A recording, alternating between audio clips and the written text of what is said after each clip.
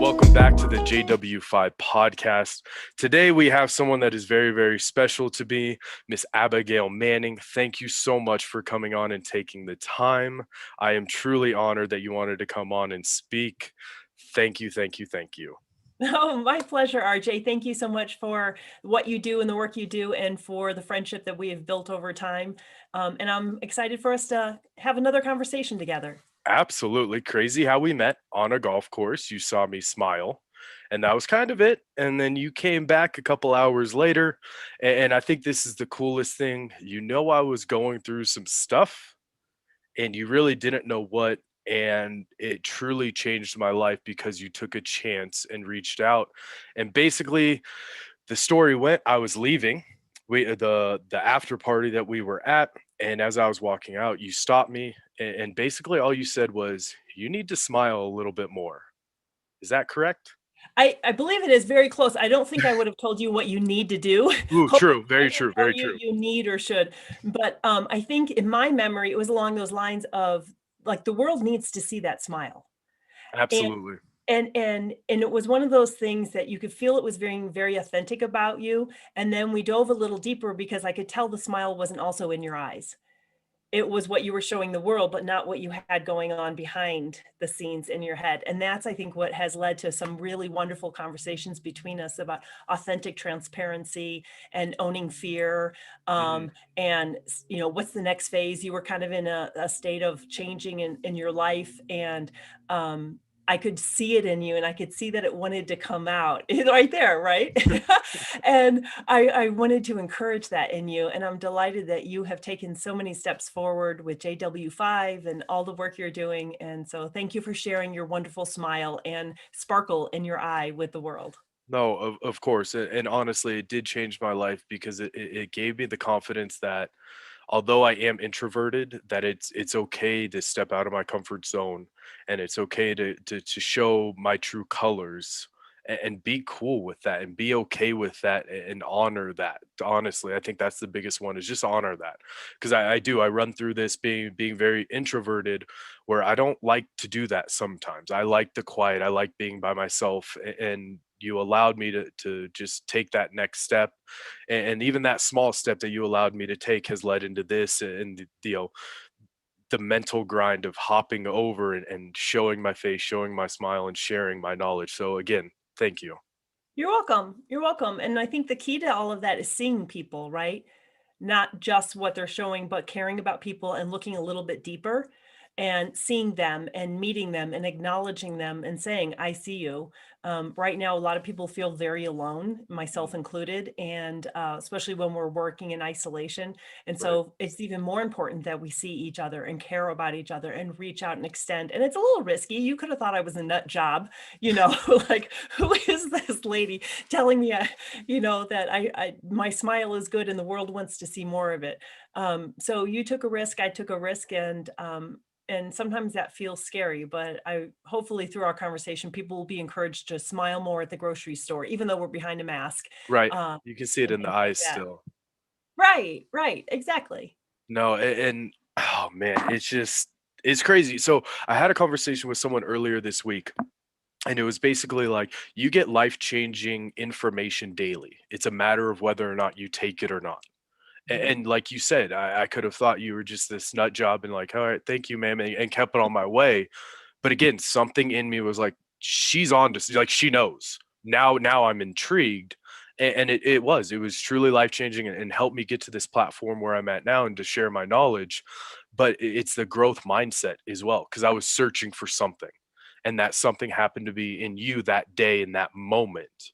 And I feel like if I was so blocked off and stuck and didn't see that opportunity, then obviously our relationship wouldn't have grown. And I don't think I would have ever had, the courage to break off from corporate America and try to start my own business, and do all of this. And so I think it's crazy, and it's a beautiful, beautiful thing. But one thing I do try to teach, especially all the younger kids that I have, is you get all of these nuggets that can help, enhance your life and bring value. You just have to be open to them, and accept them for what they are, and like you said, not only be seen, but listen to that information and absorb. So again, thank you very much. And the work you're doing is incredible. And I'm very, very excited to get into that. But for right now, I would love to give you this platform to be able to not only tell who you are, but also the work that you do. Oh, fabulous. Thank you. So I own Create Awareness, Change Lives. It's my second company. It's very mission driven. It's about personal and professional development. It's about mindset, like mental strength, integrity, building these things. But mainly what it's about is overcoming your limiting personal thoughts. And how do we do that as individuals and then understand and connect with other people so we build thriving cultures. The Hmm. the history behind it is the reason why I went into a second company is when my kids both left the home for their careers and their lives, I knew I needed a big mission. And talking about being vulnerable, right, and being authentic, I came from childhood abuse by both my parents. I experienced domestic violence, and then I landed in the pit of PTS. And I've had a lot of trauma in my life, and I don't want that for other people. And I don't want people to think small and live small because I know exactly what that feels like when people are constantly telling you to be small and be little and be quiet and you're never going to make it. And it's a really, really tough environment to be in. And I think we all have limiting thoughts that pop in here and there throughout our lives. And I have learned if I can eliminate those, if I can pull those purple threads, those personal thoughts that are psychologically tied to what we think, say, and do, if I can help people recognize them, pull them, and then rewire in new thoughts like, I can do this. My voice has a place. I can be bigger than I thought I was. I can make more change than I thought, and that's really what it is. And it kind of so I developed my own curriculum and artwork and all of that. It's all cognitive, social, and behavioral based, but I try to simplify it so that we can apply it in the moment. That you can approach someone and you don't try to think of like what's the right wording. You just be authentic and you just come forward without your purple threads to say, hi RJ, and just start a conversation. And it's really gone well. It's launched quite well with the military, especially. There seems to be a lot of alliances there in veterans group. I'm teaching tomorrow with Wounded Warrior Program. Beautiful. But I work with, athletes, and I want to work with children down the road. We'll But have to collaborate on that a little bit because I have a yes, good pull from that, and they would absolutely love everything that you have to say, especially when you speak from experiences. But one thing I do want to teach or touch on, you spoke about your kids going off and into their career, and as our relationship's grown, I've seen what's the word I want to use here? Just how proud you are of them. So I want you to speak on that a little bit because I think it's extremely beautiful what they do, and not only how strong they are, but how strong you are as well. Oh, thank you. Well, I had full custody of them from the time they were 5 and 2. And so I raised them as a single parent and as a full-time custody solo parent while running my other company full-time. So it definitely had its challenges in there. There was a lot of abandonment issues that my kids struggled with. All of us are dyslexic, so we had those kind of academic struggles as well. And just, growing up, Right. like that's challenging enough as it is. And I poured every bit of my heart and soul into the parenting, and they poured every bit of their heart and soul into growing up and taking the lessons and the nuggets from coaches and teachers and myself around them. And they chose to go into the Marines.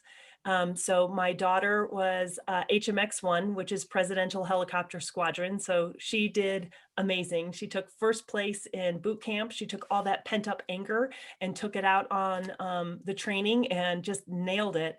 And so I'm super, super proud of her. And then my son, who is severely dyslexic, I never gave up on him. He's like, Mom, you didn't even just believe in me, you knew in me. And by late high school, he all of a sudden something switched in his brain and it just started clicking. And he started doing college math and got an A. He took advanced chemistry, AP chemistry, and got an A. And so he's now in intelligence with the Marines and recently got back from deployment. So I am very proud of them because they took huge obstacles and huge struggles and made them into their strengths. And that's everything I talk about. And that's what I try to do for myself, but teach other people. And the most important people in the world to me are my kids, and for them to take it and embrace it and then really go way farther than I ever thought possible. I am quite proud of them. So thank you. No, of course. And I think your story is incredible. It's beautiful. It's real. It's raw. It's vulnerable. And that's part of what you've been able to allow me is to be vulnerable, to show my face, to show my voice. And yeah, I struggled. I went through this. I did this. I made stupid mistakes at X point in my life. But because I went through those, I was able to succeed at some point. And I think the vulnerability was probably the biggest thing and the deterrent of why I didn't want to get into what I wanted to get into because I knew I'd have to do it. And my safe zone was corporate America. I could just be who I needed to be there. And then I didn't have to be vulnerable and I didn't have to do this. But like you said, that the authenticity that comes with that, I think is incredible. And you've definitely helped me along the way. Obviously, the clientele that you work with and the success story of even your children, right? There were so many obstacles and easy paths per se for them just to fail or be okay with where they were at. And yet they were able to function and use an elite mindset and have a good mentor to flip that around and use that negativity for fuel, which Mhm. ultimately led them to, I mean, you want to talk about beyond the 1% of the 1% of the 1% in which they reach. And I think that's incredible. And I think that's why your story and what you do needs to be heard.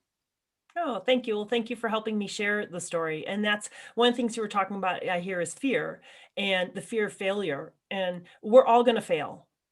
We're all gonna fail. We're all gonna mess up. Mhm. And that's the okay part. What's not okay is letting the voice of fear stay in our head, letting that voice be wired in our body in a cellular level, right? So that we're more chicken next time, we're more intimidated next time, we play smaller next time. So fear and failure are really good. They're good things for us. They're wake-up calls. They're the chance for us to say, yeah, that didn't go well, and I don't wanna be in that situation again."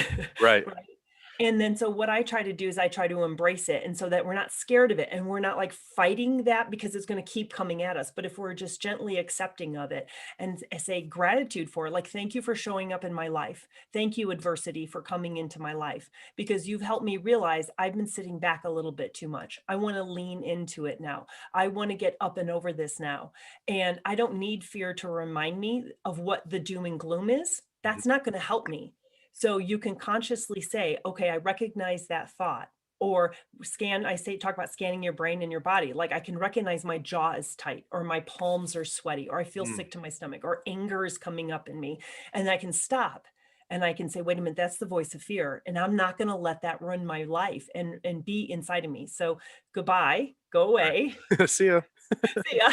I don't choose to believe you, but thank you for showing up to protect me from, Right. the big caveman, dinosaurs and things like that that used to roam and that are out there, but are no longer there that are going to kill me. Now I can put all my energy onto this.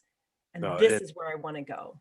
and that's beautiful. And two things that I do want to touch on. One, especially with the younger kids that I do work with, since that's almost on a daily basis right now with lessons, I feel like they put fear on such a high pedestal where they never want to reach that. And what I've been trying to teach them is no, like knock that off the pedestal and like you said, embrace it. I want you to fail here. And they always give me this look of kind of question marks. And I was like, why would it, what I want to push you so hard in what we do right now that you fail and you get angry and you turn that into motivation. So when your opportunity comes, and right now, like we're getting them ready for their baseball season coming up, now they're ready to excel because they failed previous. And the idea with this whole company is to teach these younger generation, these younger kids, how to fail and have them a foundation of, okay, cool, I failed, but I know what to do. And maybe I need to take a second here, realize what I did, gather the data, and then move on. And that's going to allow me to be successful. And I want to do that at a younger age. So if we're talking sports related, when they get into high school and they have the opportunity to go through a recruitment and go to a college and play, that's not where they hit failure for the first time and they don't have a foundation. They've already gone through that. They have a couple of years of it. And now they're able to shine and flourish when they have their opportunities to play college and then hopefully on the professional level. Because once you get it to high school, it's a smaller pool. Once you get to college, even smaller, and then professional, even smaller, and the stakes become higher and higher. And that's where I want all of my kids to flourish in 5, 10, 15 years, rather than, oh, I was great, I never failed, I'm always successful, I'm always successful, I'm always successful. And now at the pinnacle of their career and their moment, and then they fail. And I feel like that could be devastating for them. So if we can get that at an early age and allow them to learn how to deal with it, and the inner confidence that comes with, I never thought I'd get over this, but I did. And Mhm. now when they do get to a high stakes level and say, for the sake of this, professional baseball or professional sports, and they get knocked down, all right, that's cool. I've been through that before. I have all of these right here that I can fall back on. And oh, this one, I really like this one. Man, I overcame that. I can do anything. And now they flourish with success. I love it. I love it. And you do get stronger because of it. If you have the right tools and you have the right people. I never really thought I was ever going to get past some of the PTS. And I call it PTS. I don't think it's the disorder part. I think it's a total normal reaction to really awful situations and stresses. It's post-traumatic stress, right? Um, and so to me, what if you could come up with a short sentence based on the age of the group of the kids you're in that they can always remember? Like well, for me, I even have a ring and it's 4 rows of stones, of diamonds, and it says, through struggle comes strength. Like, and and sometimes when I need a reminder of that, like I'm really struggling, like day after day after day, I'll remind myself of that. I'll just start saying this: through struggle comes strength. Thank you, struggle. I'm getting stronger. It doesn't feel like it. Right. Yeah. Not at the moment. No, not at all. You know, it really doesn't feel like it. And I have been through the traumas I've been curled up on a floor, right? Thinking I can never stand up again. And somewhere there's a little voice that comes into my head that says, get up one more time, like stand back up. Like through struggle comes strength. Like when you're really having that fear, it kicks in and it takes over. And so our smart brain, the prefrontal frontex, I have a sinus cold, can you tell? Like, and my brain isn't No, working. not at all. We'll say the owl and the crocodile, right? The wise one, and then the crocodile, you can use that with kids a lot of times. I use that. This shuts off, and then the primitive brain comes out, and then that's where fear lives. Fear lives in that primitive brain. The world is going to get me. I'm never going to make it. I'm going to get chewed up alive. And that's not truth. Just because we have a thought, it doesn't mean it's true. So that fear, if you can teach them that's the lying voice, that's not the truth. And go back to some short, quick little sentence or a tapping that they can do. There's a whole Mhm. thing of EFT Oh, yeah. to get them okay, Oh, yeah. to get them back into that positive voice and the front of the brain, which is really powerful and smart and executive functioning, right? And then you can have ownership over it versus the fear having power and control over you. You can have power and control over it and use that. I mean, my whole life as being an athlete, I've used fear, I've used anger, and that's what propels me. That's like the longer I go and the harder it gets, the faster I get, it seems like, because I tap into that and I'm like, oh yeah, no, you're not living here. You're Right. not living in this spot. 2 things I do wanna touch on that. The phrase that I use, especially with the kids, and right now it is focused on just pitching wise, but it's so what? So Uh-huh. what that happened? What are you gonna hold on to it? Are you gonna allow it to affect you? Are you allowed it going to dominate you? Or are you just gonna say, "So what," and move on? And so that was always just the key with him. And it's funny you said that when we're talking about like performance and when the negative voice comes in and all of that, because I always use it just on the pitching side. So what? You threw a bad pitch. You got another one right here. So what? Right? Don't hold on to that. Learn from what you need to learn, and then move on and go. And it's so beautiful to watch these kids throw a terrible pitch, and they want to look at me for the answer. And I go, "So what?" And that's all I'll say. And sometimes they get a little bit angry because they want something spoon fed to them on that. I go, "So what? Figure it out. You know what to do." "You're right. Yeah, I know." And then they go and then, it's 5 in a row that are beautiful. I'm like, "There you go." But you wanted to hold on so bad to that negative one that you had. Whereas, so what? Let it go. And that's the same thing, man. There's been negative comments that have been thrown at me from former friends and former people about what I'm doing. And I'm like, all right, cool. So what? Like, what are you going to do about it? This is something I believe in. The work we do is absolutely incredible and life changing. I hope you feel better, and we're moving on. So what? I'm not going to hold on to that negativity because I know where we're going with this.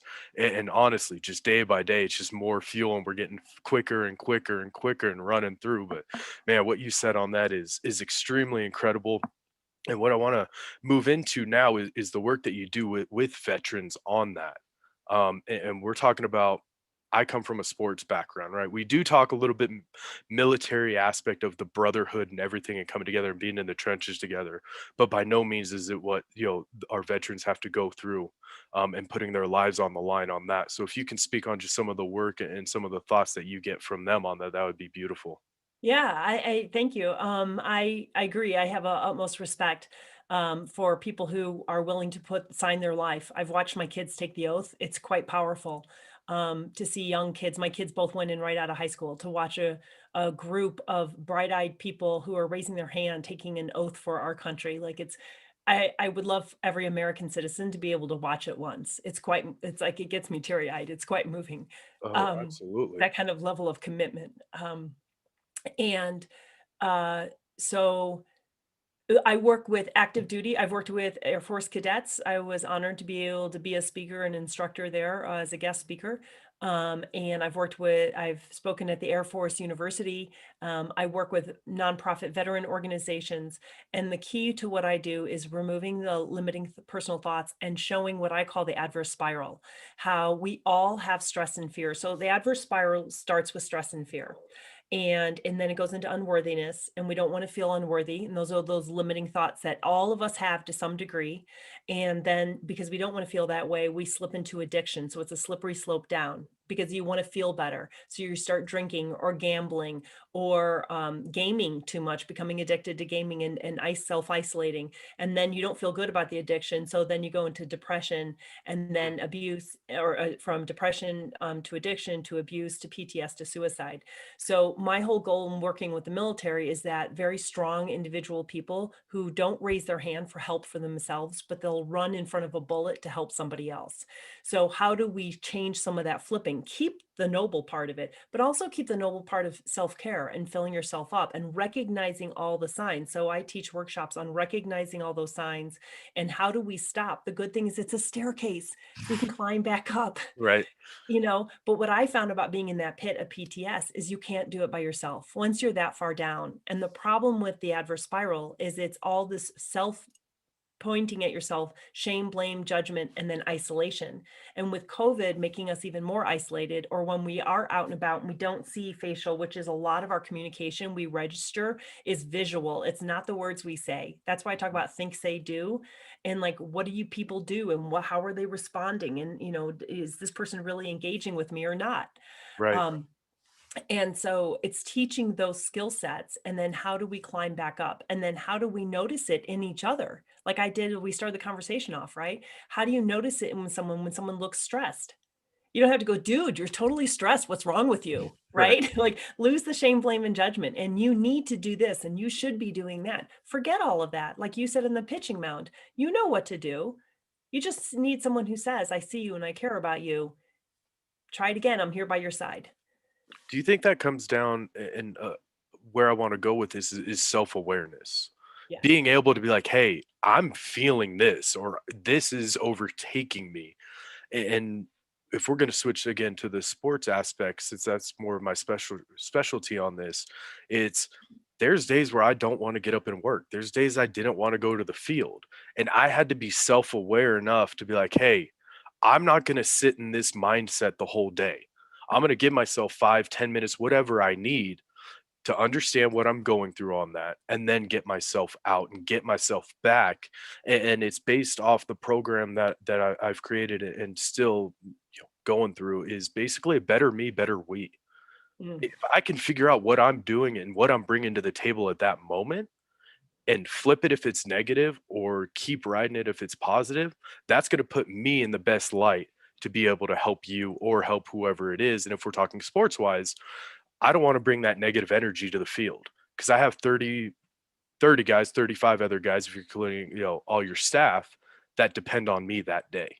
Mhm. And so if I take that into there, now all of a sudden I'm a negativity that comes in where everyone else could be positive, and myself right there could change the whole outlook on the day of what's going on.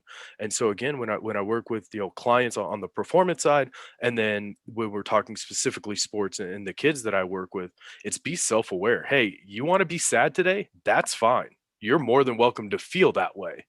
But right now, for this hour that we have to work, we can't have that. We need that good energy. We need that good vibes that you bring on a normal basis, and almost compartmentalize a little bit, put a little top on that.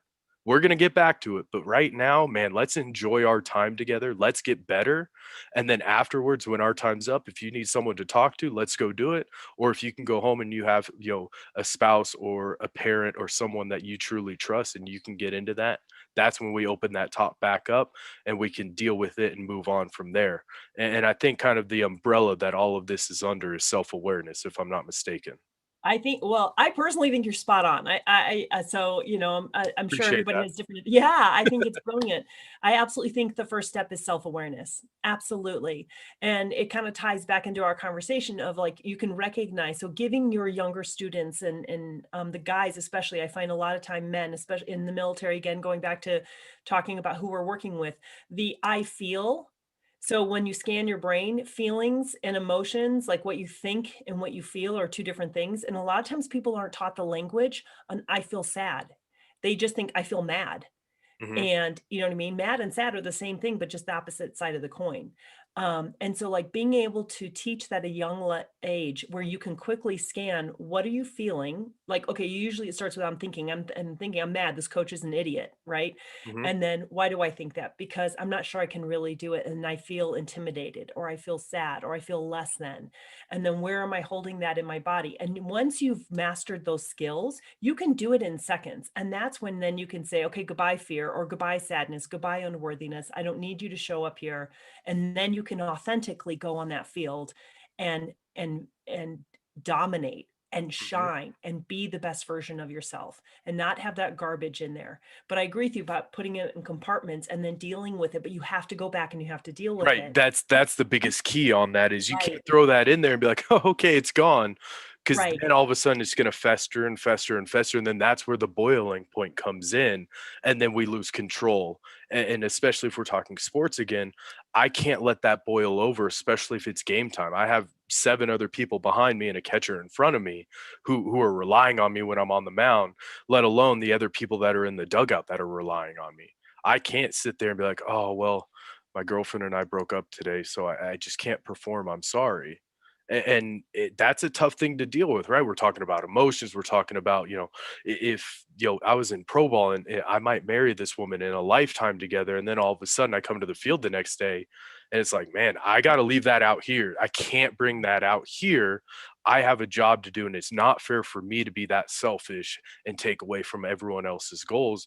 And especially on the professional level where everyone, that's taking food off the plate from someone else. And if you want to talk about, the top of the top and competitive, and you want to see some people really get after you on that, start taking money away from them and start taking food off the plate. And so the realization of that, be like, there were days where I walked in and everybody like, hey, but my nickname was Hides. Hey, Hides, how's it going? Like, not today. And all of a sudden, one of the older guys would just, wrap me up and take me outside and be like, what's going, let's go. Like, this isn't going to happen. And again, through those failures and through those struggles of what I went through on that, now all of a sudden, the next year, we have a younger player come in, and now I'm that guy that goes, not, come on, let's go. You got to run, you got to lift, you got to scream. Like, I'll do it with you. But like, we got to get this thing out and get this energy back and in because it's so much bigger than just you. Yeah. And we're not taking away anything that you're going through on that. But you got to understand there's a time and place that you need to take care of that. And that's right now, great, let's do it. If it's after the game, let's do it. But while you're here, we need you to be here and in the present moment and giving that good energy, not taking it and sucking it up from all of us. And I thought that was probably one of the most incredible things throughout baseball that I went through was the brotherhood that came through it. It didn't matter if it was a guy from a different country, from a different state. All of us came together and created a brotherhood. And I think that's one of the most beautiful things that sports provides. Yes. Anytime we can have unity, and I Mhm. don't care what form it is, like, a family or in sports or in the military or whatever, parents or something. What I love you're talking about is called like mindset. And to me, our mindset, our brains, they're a muscle and we can use that muscle. Some people think that they're just victim. I never see myself as a victim. I don't see myself as a survivor. I refuse to put myself in those buckets, right? Do I always thrive? No, I don't. Right. I struggle big time. I really struggle, but I keep myself, my refuse to believe, let my brain as a muscle go down those avenues. I'll go down this avenue. I'm a thriver. I've overcome other things. I use those struggles as a reminder of how I'm strong. And I don't want to go through another struggle. And is it unfair that I'm going through some more struggles? Yeah, but life is unfair. So get over it. So Right. what? Right? Let's move on. And then what's really cool is learning how to use your mindset and develop it so it's your strength. So I grew up playing softball. I grew up in Chicago area. Softball's huge, right? So I grew up from the time I was little until after college in my corporate companies playing softball. And so I was a pitcher and I really loved smacking the heck out of the ball and running. I have always been a runner.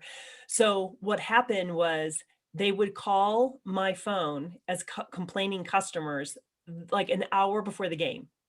They did this all the time because one time I got these really mean people calling me and I went out and I had the best game for the corporate team that I've ever had, right? Because I had all this pent up stuff inside and I had to be very polite on the phone and everything like that, but I Right. could let it rip on the field where it was appropriate, right? So the inside joke was then they started having different random people calling me on the night of games. So so you can learn to harness those emotions and use them for your positivity. Use them in your mindset. It's a muscle. Your mindset is a muscle. It's a practice. It's not like anyone is born with a great positive mindset. We've developed them. We've built them. So any kid can build them too. A lot of people think, "Oh, someone else can do that." A professional baseball player, they're different than the rest of us. No, they're people, Mm. right? So be conscious about what you put into your mind and what you allow other people to put in your mind because your mindset you can drive it. Bad things are going to happen and it's up to you to decide if bad outcomes are going to come from it or Right. positive. I love that you touched on that because, again, when dealing with these kids and even clients, every situation that happens to you has a negative and a positive. It's just a matter of which one you want to look at. And a lot of the times I tell this to the kids, and their first reaction is like, "Yeah, but if I won the lottery, I wouldn't have any problems." And I was like, "Oh boy, you're gonna go down a rabbit hole. Yeah, I don't think you want to go down there, right? Yeah, yes, the money's great, right? The instant gratification part, but everything else, that can be negative that comes with that. And so being able to realize, the situation that happens, maybe it does look overtly negative right out of the gate, but you can flip that into a positive, and whether that's turn the negativity into positive or negativity into positive, and or just use that as fuel to get better for you on that.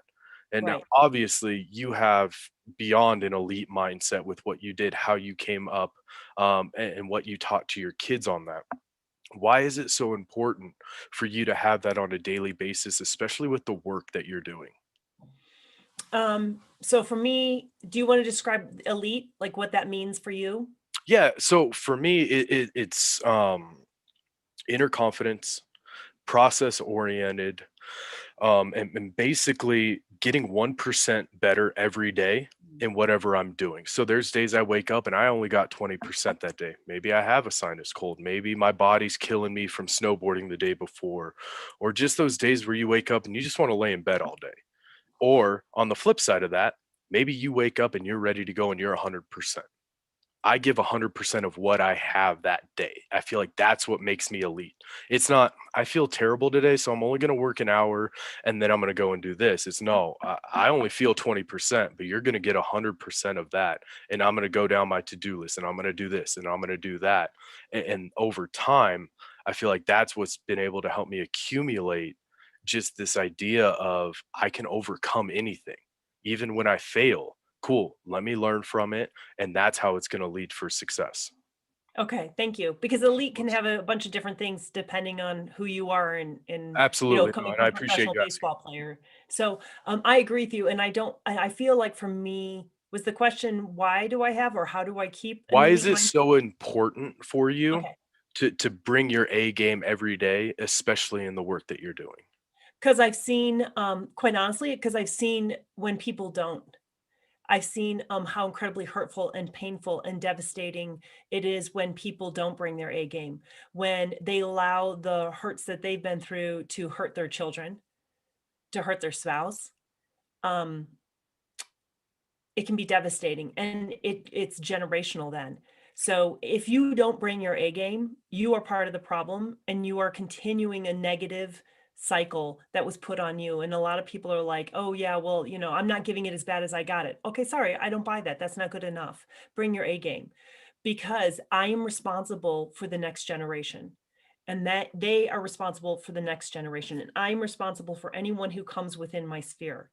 I have an ability to see people, and I have an ability to make a positive difference. I know too much firsthand how devastating it can be if someone goes out of their way to be harmful, mean, underhanded. And I don't know who I'm meeting, if what they need. I just trust my intuition and I trust my gut and I follow it. And sometimes it's scary and sometimes it's well received. And sometimes people are like, okay, lady, whack job. It usually just Right. starts with a high, but I've time and time and time again been standing at a grocery store or at a bank teller or something, and I feel it and I see it and I acknowledge the person. And before you know it, they're telling me about some trauma in their life. It's And all exactly I've what I said was is, I've had hard times too. And then just be quiet and give the space, give the opportunity. And so that's why I bring my A game, because over the years, I've had too many people, like not too many, that's not the way I wanted to say it. I've had so many people say I've changed their life. And I've had a lot of people come and say I saved their life. I didn't know that. And right. if I hadn't brought my A game, be the best that I could be in any given moment. And some days that's not that great. Some days, like I have a really bad sinus thing and my head hurts, right? Like, and so it's a little, it's not as good as other days. And that's okay. That's okay. But doing the best you can, when you can, as often as you can. That's how I raise my kids. That's what I expect of myself. And I would rather hold my tongue and come back with constructive comments than to lash back, even if I was in the right to do so. Right. So that's why I bring my A game, because I don't know what's happening on the other side, but I know all of us have purple threads. We all have personal thoughts that are limiting and hurting, and we all have problems. And then when you can stay in an A game, kind, loving place and reach out to people in an authentic way, you see how beautiful the world is. You see how beautiful people are. You see how much that person that's hurting, and then you can build bridges of empathy and Mm, kindness. that's And then beautiful. thank you. And That that's just the way I see, that's the world I want. So that's why I do what I do. that's awesome, and I love the fact that you said empathy. A lot of the companies that I work with, that's the first thing I tell any of the managers or the CEOs. You have to have this. They have to have some sort of connection. Now, I understand you have to deal with different stuff than they do, but to be able to come down and have that empathy with your workers on that, it is Mhm. going to embody a culture that's unbreakable. And when that empathy isn't there, and I think it's honestly more on like the managerial side where you're overseeing your employees more on a day-to-day basis, you're going to get more work. You're going to get better work out of them when you have empathy when you talk to them. And it's very hard, right? The days are going, meetings come up and this and that. One of the Fortune 200 companies I was fortunate to work with, he was like, man, he goes, I totally understand what you're saying. He goes, I want to do that. He goes, I just don't have time in my day to do it. And I was like, I promise you, if that's something you really, really focus on, give it a little bit of time. He goes, you're gonna see, the return of investment that you put in on that in the workforce aspect of your employees. You're gonna have happier employees and you're gonna have more hardworking employees because they can connect on you on that level. And I think empathy is probably the biggest things that's missing in society already, especially like even when we met, like I could have totally been like, yeah, I'm not getting into that today. Nope. But there was something in there and you touched on it. It was the empathy that you said it with, right? It wasn't a verbal thing. It was just the empathy you said it with, which allowed me to stop and be like, okay, I'm ready, basically. Right. I need to hear what you have to say on that. And I think that's probably the biggest key right now, in my opinion, just in society alone, is the empathy aspect that's missing. And a key, and I agree with you completely. And I think a key to that most people don't, you feel uncomfortable saying it. And so Mhm. then you dart away, you look away. The moment you do that, it's done. You have to stay calm. You have to, you're right. It's the energy I give it. You have to maintain eye contact, because that's when people, and I can see it, I can see the fear in their eye. And when I stay calm, They stay calm. that's what happened. And then they tell me. And and I'm usually sometimes shocked, especially when it's about someone and saving a life. Like, okay, well, tell me more. Like, you don't have to have the answers. You just have to have kindness, and you have to be authentic in caring about people, and then just show it. And then usually that's done with our eyes. So maintaining an eye contact and a "I care about you" perspective, I think are the two best ways to build empathy with other people. And so thank you for teaching that to a whole new generation, Yeah, no, of and all course. the work you do, but especially with the baseball students. Absolutely. Let's hop in. I know you're very routine oriented and habit oriented. What are two of probably your main habits that just kind of keep you at that A+ level, or like what I like to say, that elite mindset? Hmm. The great mindset for me is taking the time, the quiet space in order to do that. I meditate on a word. I have a book that I read every morning. It's kind of just it's almost like poetry. And then there's some thought processes they ask you afterwards. So then I'll sit on that and focus on it. And then I might journal about it. I might sit on the couch and have a cup of coffee and just, what am I supposed to learn today from it? And then throughout the day, try to apply it. And right before this, my sinus stuff wasn't feeling good. So I went running. That's my next best habit, Hmm. is then taking that and integrating it while I'm running and I'm breathing deeply and I'm thinking it's quiet. I don't like to run with music, and I'm going through the woods and wherever else I am, and then integrating that in my body and with the foot strike. So having my feet hit the ground, having me breathe deeply, having me think just about that process and letting go of any garbage and letting any ugly stuff come up, and then leaving that on the trail and saying, Mm, "Thank you for showing up. Yes, right. this is a really hard time. It's not gonna always be a hard time. Thank you for showing up and reminding me, and I don't need you right now." And then continue, and that's been one of the best things, especially through all this COVID stuff that we've been doing, and, those are probably my 2 favorite habits. Awesome. And one thing I do for anyone that is listening on this, I think meditation sometimes gets a bad rap of you sitting there and legs crossed and we're here and it has to be 10 or 15 minutes or anything. Like, you can meditate in anything you do almost. Like, for me, Yeah, it's active meditation. It's going for a walk, it's going for a run, it's going to the gym, and just letting all of those emotions and thoughts surface up. I accept you, I see you, I hear you, but not today, and letting it go that way. And so I think, it falls back to the self-awareness aspect, is what works for you. Like, I can't sit in one spot and just be like, "All right, I'm gonna meditate, I'm gonna meditate." Like, I would go stir crazy. But you throw me out where I can go do some sprints, I'm gonna come back more refreshed, and all of that pent up, whether it's negative energy, weird energy, sadness, whatever it is, man, I can leave it all out there, and that's how I meditate on it. So I don't want it to get misconstrued at all, that you have to sit there, you have to listen to some type of soft music and get yourself in this mindset. You can meditate almost anywhere. I do it all the time driving. I almost, to the point, unless I'm using like GPS, like, throw my phone in the backpack, turn up the music, and just enjoy that moment. I know yeah. where I'm going. Everyone in my life knows, where I, if they need to know, they know. And it's just me in that moment. And that's a lot of where I do kind of the soul searching and the emotional evaluation of just me on that. Of cool, I got a 40-minute drive, great. Cool. That gives me 40 minutes to tune into me, get lost in some music sometimes. Maybe I hear the same songs over and over again, but man, today this one really hit. Why Yeah. that one hit today? Because maybe I'm a little bit sad today. Maybe I'm just kind of frustrated, or, feel like I'm running myself just in a random circle. But now when I get to my destination, I'm the best version of me because I allowed myself that time. And so I think active meditation, or however what works for you on that, is the best way to do it.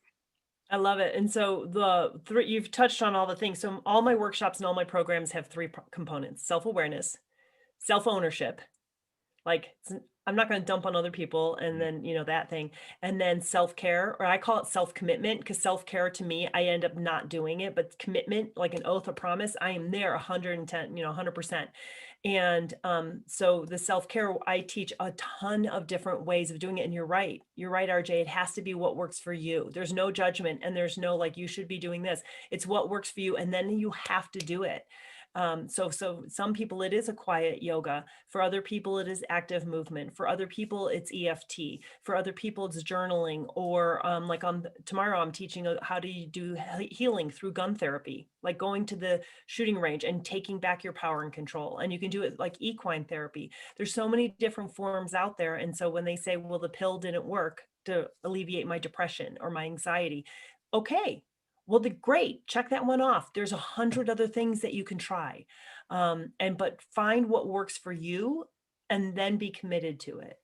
And that's beautiful, and it is. It's trial and error. It's failure. Like I have sat there, went on Spotify, found meditation, and sat there. I'm like, I'm gonna do this for 15 minutes. Set alarm on my phone for 15 minutes. Sat there, and I'm about 2 minutes in. I'm like, I can't do this. I can't do this. I can't do this. And then I'm like, all right, I tried. It didn't work. And in my opinion, this is how I look at things because I don't want failure to be on the pedestal. Cool. I failed at that. And now I know that doesn't work. Now I can move on. And then the next thing I knew, when I got out of baseball, I stopped working out. I was like, I just want to I don't have to work out anymore. And I thought that was a very cool thing. And then I realized, man, that's what makes me me, though. You know what I mean? Like that's where I get out all this anger and this, whatever happened throughout the day where I couldn't control it and I'm trying to hold on to it. No, I'm just going to go to the gym, even if it's for 10, 15 minutes, and I'm just going to go run around the track or shoot baskets, whatever it may be. And it was that active therapy for me. And then all of a sudden it's like, all right, I have to have this in my routine because if I don't, then again, I'm not my best self. And I started to learn too, I couldn't do it at nights. It had to be morning, and my Ah, productivity skyrocketed.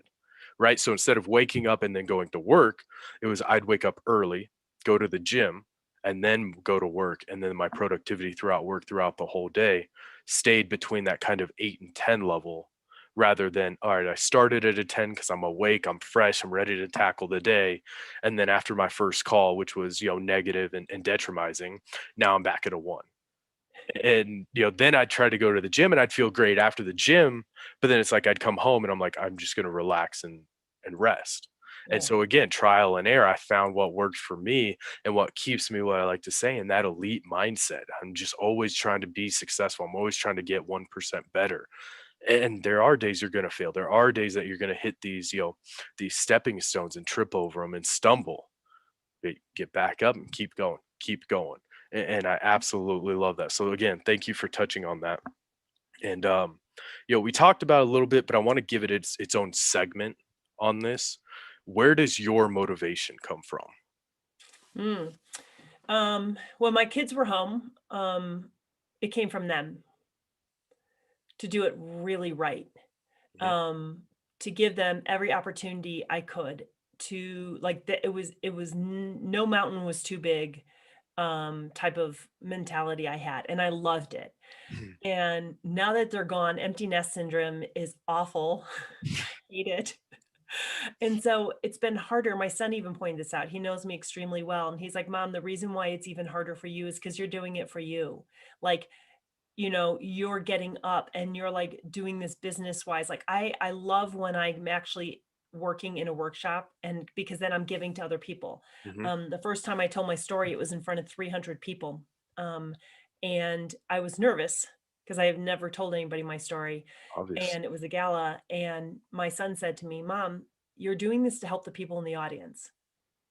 And all of a sudden, all the nerves were gone. Right? Because it wasn't about me, because it's really never about me. It Mhm. really never is. It's about being of service. It's about being of help. It's about being of value. It's about being part of the positive change in the world and the positivity that the world needs and wants and deserves. And it's a good fight. And I like fighting that good fight. Um, and so when I can flip it about that, about helping other people and being of service to them, um, that's the motivation. When I get random calls from people or an email a year later that say you literally saved my life and I had no idea. Or I left a really, really abusive relationship or job or whatever because of that workshop, or people that stop me. Literally happens all the time in my workshops. I'll be going, down to get some water or something, and people will stop and in the hallway. So inevitably, I like to co-teach, and inevitably, if I'm not back in time, the other instructor knows she's having a serious Right. heart to Yeah. heart with someone. And that's I'm gonna stop you. That's so beautiful though that you can allow that to happen, and it's not.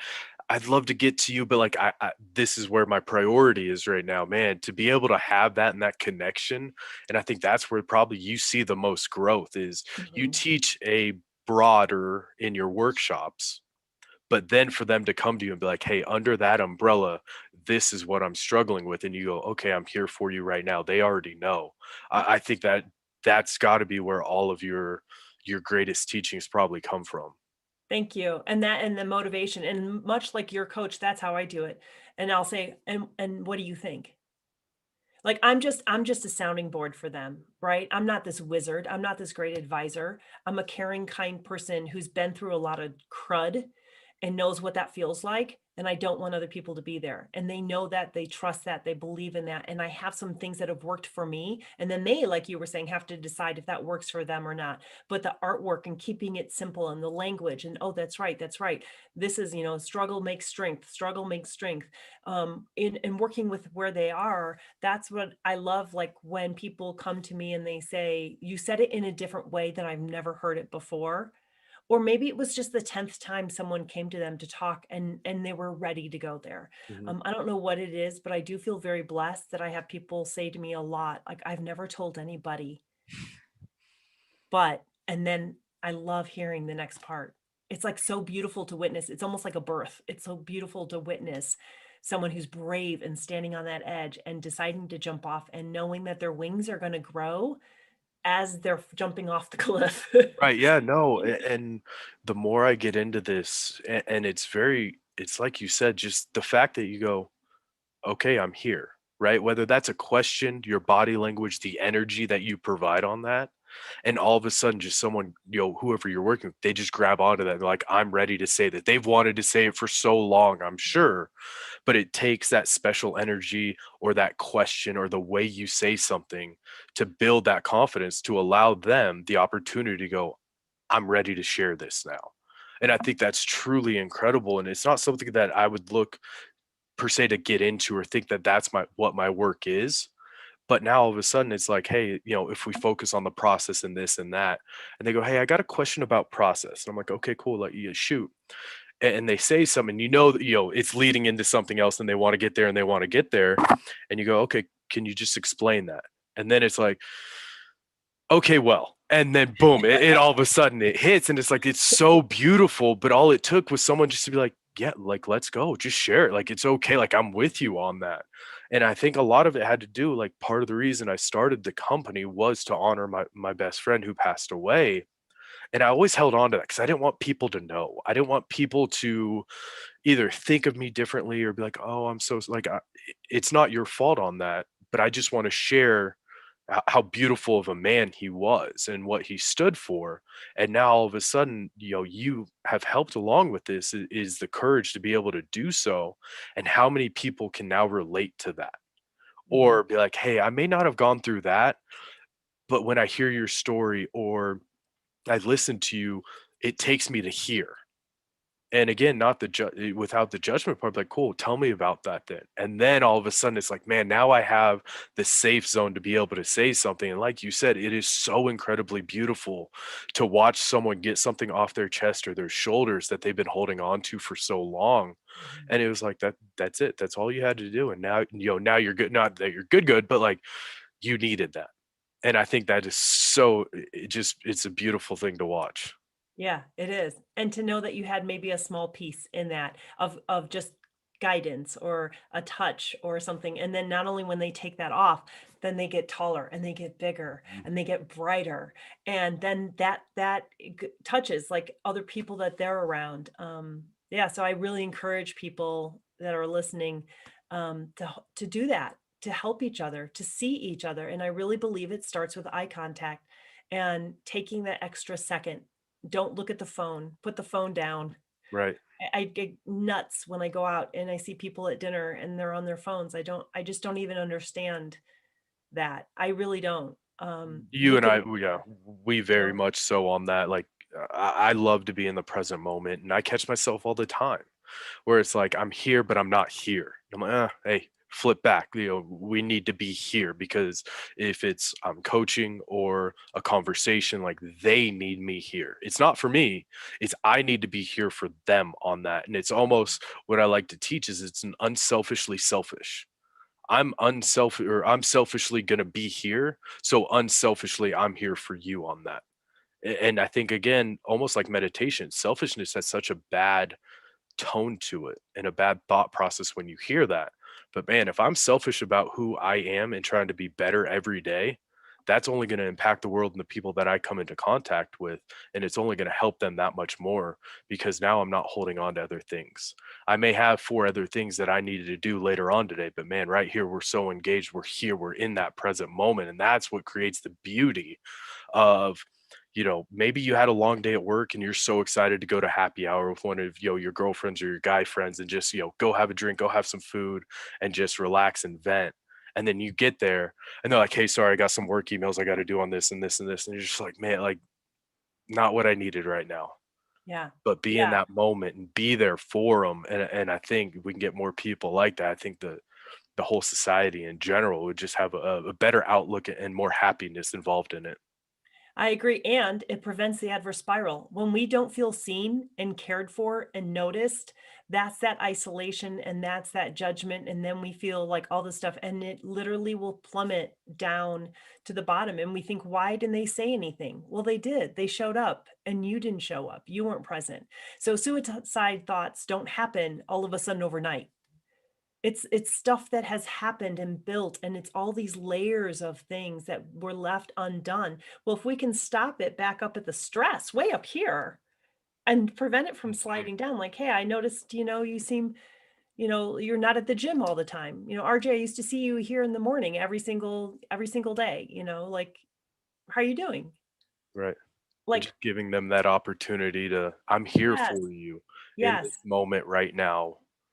And It's and it's obviously your opportunity or if you wanna take it or not.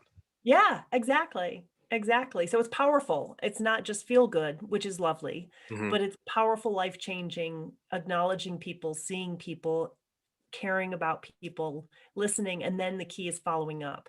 You've been very good at that, at follow up, just a quick text or a hi. Or when you came back, I think it was like a year later, and you said, "I just want you to know, like, you helped me see my value." I'm Mhm. like, that was very kind of you to take that extra effort, and that was fuel for me to continue to do what I do, and then it's this wonderful cycle that continues. No, and thank you, and I think the biggest thing was the aspect of when we met, I was definitely going through some depression stuff in the aspect Mhm, of I wasn't playing baseball anymore. I felt like I had lost my identity a little bit. mhm. I had all this knowledge and experience, but I never thought that I could relate it to someone or, and socially, I feel like I'm a little bit awkward, mainly because all of my experiences are in sports. And I never want people to feel less superior because I played at a high level or I was considered a professional of something. Like I'm just a normal dude that had a skill set and worked really hard at it.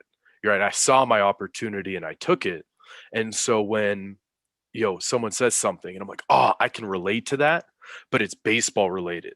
Right. When I'm on the mound and I was facing Corey Seager before he got called up, who is now the World Series MVP last year, I don't want to say that because I don't want to make the other people feel inferior on that. And it has nothing to do with the situation or the person, but it's the moment that I'm trying to relate to. Like, yes, I get what you're saying. And my, experiences fall right back on that baseball type. And I always felt like I struggled with that. And you showed me a little bit of the way of just like it's okay. Like they're gonna relate to you on that as well. And honestly, the last year on it has just, I found my voice finally. I feel like I found my why outside of baseball. I found my identity through it. And, we talked a little bit about how introverted I can be, but the more I start to do this, the more it's just there's so much great content out there, the work that you're doing. Like, I feel like all of this needs to be heard. And the fact that I can help along that way, like you said, being able to help other people. And it's not so much for you. Like I'm going to give you the platform to talk about what you do and where people can go, but it's the service to other people that I've truly fallen in love with. And you helped me along in that journey to find that. And that's what I'm truly thankful for. Oh, good. Oh, I love hearing that. Thank you. Thanks for sharing that. And to me, when you give someone permission to shine and they shine, it means I have permission to shine. Hmm. Not arrogant, not in your face, not better than, right? Right. But we all deserve to shine. We all are beautiful, wonderful, amazing, talented human beings in some capacity, right? Not in every capacity, Right. but in some capacity. And so own it. And that's how we have our power and control, and we can shine, and we give other people permission to go big and to think big and to shine and to celebrate them, to celebrate their successes. And I don't understand when people think like, I grew up in an environment where if one person did well, it mean you took it from them. I Mhm. never took it from anybody because I had athletic success. I didn't take it from you. It wasn't like a limited supply. Right, And so, right. I don't, so shine and do it with confidence and kindness and show when other people are shining. Because that's what, if we have that, that's the opposite side of fear. Mhm. No, absolutely. And as we wrap up, I want to give you the platform. Any final words for anyone listening? And then obviously, the work you do and where people can go and see the work that you do. Oh, fabulous. Thank you. Of course. So one is be kind, and be kind to yourself. A lot of us are really good to other people, and then we have internal dialogues. Use your mindset to work for your own benefit as well. Be kind, the thoughts, what you think, say, and do for yourself. Self commitment, self care. Reach out to other people. Don't allow yourself to become isolated. That's one of the slippery slopes. Is isolation, and the more we do it, the farther we get away from real connection and eye contact and meaningful interactions with other ones. So be kind to yourself, unify and unite with other people, be involved with other people, have deep, meaningful relationships. And if you don't have them, that's okay. Start building them. Right. And then to find my work, we're actually in the middle of rebuilding the website for Create Awareness, but they can go to abigailgmanning.com. They can contact me at abigailgmanning.com. And I do custom workshops and training, and I'm also breaking into more individual coaching as well. Nice. I'll make sure that all that's in the description when we get this up so it's an easy Thank click you. for them on that. But Miss Abigail, thank you so much for your time. I think it's the greatest gift that you can give someone. So thank you very much. And obviously, we'll be in contact soon. Sounds wonderful. Thank you. Take care, everyone.